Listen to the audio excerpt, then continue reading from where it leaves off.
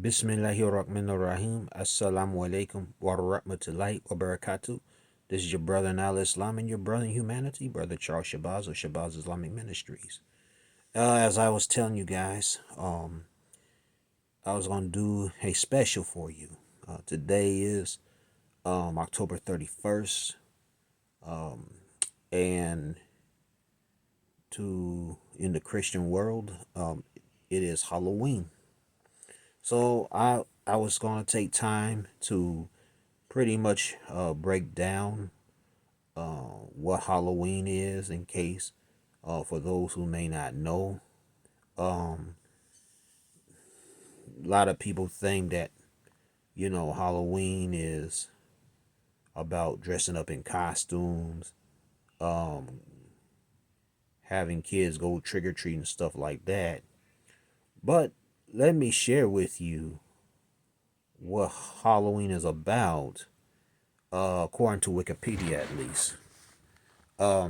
Here it says Halloween, uh, another name for it is All Hallows Eve or All Saints Eve, is a celebration observed in many countries on 31st October, on the eve of the Western Christian feast of All Hallows or All Saints.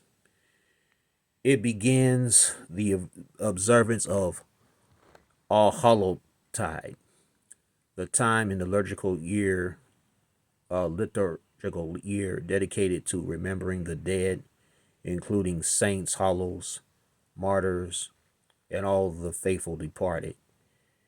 In popular culture, the day has become a celebration of horror, being associated with the macabre and supernatural.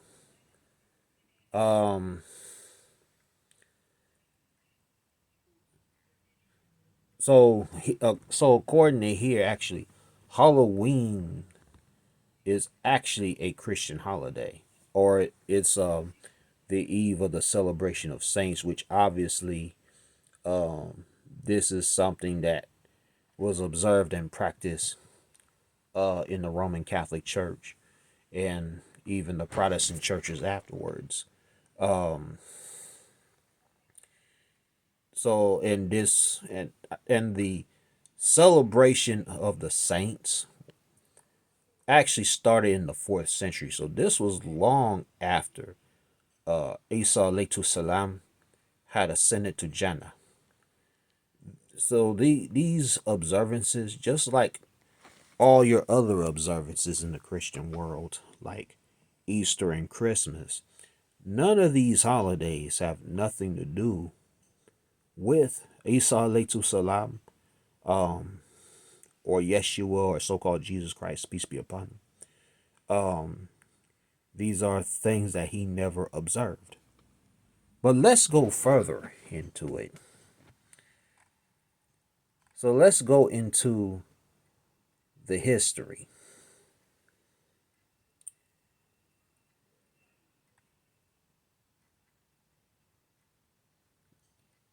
All right. So here it says Halloween is thought to have influences from Christian beliefs and practices. The English word Halloween comes from All Hallows Eve, as I just explained, being the evening before the Christian holy days of All Hallows Day, All Saints or All Saints Day on 1st November, and All Souls Day on the 2nd November. Since the time of the early church, major feasts in Christianity, such as Christmas, Easter, and Pentecost, had vigils that began the night before, as did the Feast of All Hallows. These 3 days are collectively called All Hallowtide and are a time when Western Christians honor all saints and pray for recently departed souls who have yet to reach heaven. Commemorations of all saints and martyrs were held by several churches on various dates, mostly in springtime. In 4th century Roman Edessa, it was held on 13th May, and on 13th May in the year 609, Pope Boniface IV rededicated the Pantheon in Rome to Saint Mary and all martyrs. This was the date of Lemuria in ancient Roman festival of the dead. Now in Mexico, I believe on this day on October 31st, they also have observances similar to that. Of course, Mexico is a predominantly Roman Catholic country, but they also have a day where they dedicate their, the day to the dead. And so people over there would dress in skeleton costumes and stuff like that. And, and they would do all kinds of stuff like dancing and partying, all the fitna that goes on. Um, but that is all centered around this 3 day holiday. And it says here, by the end of the 12th century, I'm just skipping a bunch of stuff. By the end of the 12th century, the celebration had become known as the Holy Days of Obligation in Western Christianity and involved in such tradition as ringing church bells for souls in purgatory. It was also customary for criers dressed in black to parade the streets, ring a bell of mournful sound, and calling on all good Christians to remember the poor souls. The All Hallowtide custom of baking and sharing soul cakes for all Christian souls. Soul cakes. And here it says this has been suggested as the origin of trick or treating. The custom dates back at least as far as the 15th century and was found in parts of England, Wales, Flanders, Bavaria, and Austria. Groups of poor people, often children, would go door to door during All Hallowtide, collecting soul cakes in exchange for praying for the dead, especially the souls of the givers, friends, and relatives. This was called souling. Soul cakes were also offered for the souls themselves to eat, or the soulers would act as their representatives. As with the Lenten tradition of hot cross buns, soul cakes were often marked with a cross, indicating they were baked as alms. Shakespeare mentions souling in his comedy The Two Gentlemen of Verona, which was written in 1593. While souling, Christians would carry lanterns made of hollowed out turnips, which could have originally represented souls of the dead. Jack o' lanterns were used to ward off evil spirits. On All Saints and All Souls Day during the 19th century, candles were lit in homes in Ireland, Flanders, Bavaria, and Tyrol, where they were called soul lights that served to guide the souls back to visit their earthly homes. In many of these places, candles were also lit at graves on All Souls Day. In Brittany, libations of milk were poured on the graves of kinfolk, or food would be left overnight on the dinner table for returning souls, a custom also found in Tyrol and parts of Italy.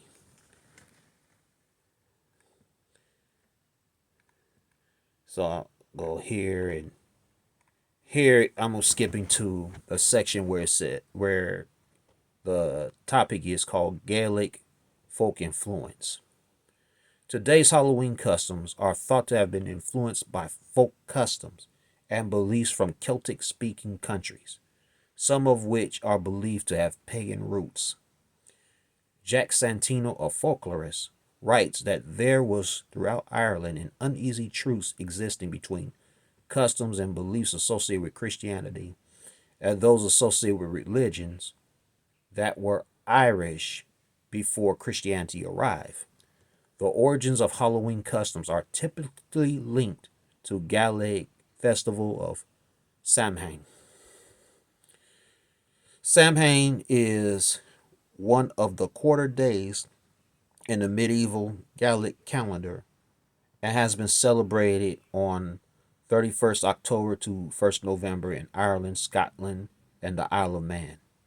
A kindred festival has been held by Britannic Celts called Caelan Gaelif in Wales, Caelan Gael in Cornwall, and Caelan Gaunf in Brittany, a name meaning the first day of winter. For the Celts, the day ended and began at sunset, almost similar to the lunar calendar that we as Muslims follow, where the day begins when we do Salatul Maghrib. Thus, the festival begins the evening before 1st November by modern reckoning. Samhain is mentioned in some of the earliest Irish literature. The names have been used by historians to refer to Celtic Halloween customs up until the 19th century and are still the Gaelic and Welsh names for Halloween. So basically, what we're seeing here pretty much is what we discuss and others have discussed all along, is that Halloween is a pagan based festival, which has nothing to do with the beliefs or teachings of Isa alayhi salam. And you notice that as far as the history and the origins that I have just read to you, none of these things has ever reference to the Bible, to the New Testament. So of course, this is certainly something that not only Muslims should practice, but even Christians who truly want to follow Isa alayhi salam, they shouldn't practice this either, because this was something that was never observed. And the purpose of wearing costumes was to ward off evil spirits. And so we should think about these things, even if we intend to not observe Halloween. I'm talking about Muslims now. And we do things that may happen, to not be too far from, those kind of observances. We have to be very careful, right? Because otherwise we are copying or imitating people who we don't know and where these origins are coming from. And the Prophet, peace be upon him, said that whoever imitates a people becomes one of them, right? So let's be careful on these things, right? And like I said, Christians who are serious about following Jesus Christ, alayhi salam, they should be careful also. And as Muslims, we certainly call on our Christian brothers and sisters to actually practice the pure, pristine practice of the way Isa alayhi salam practices faith, which would eliminate a lot of these pagan practices that have been crept in since the time Isa alayhi salam had ascended to Jannah. That's all I have for the conclusion of this Halloween special. If you like this show, please give it a thumbs up and please subscribe to my channel. Assalamu alaikum and peace to everyone else.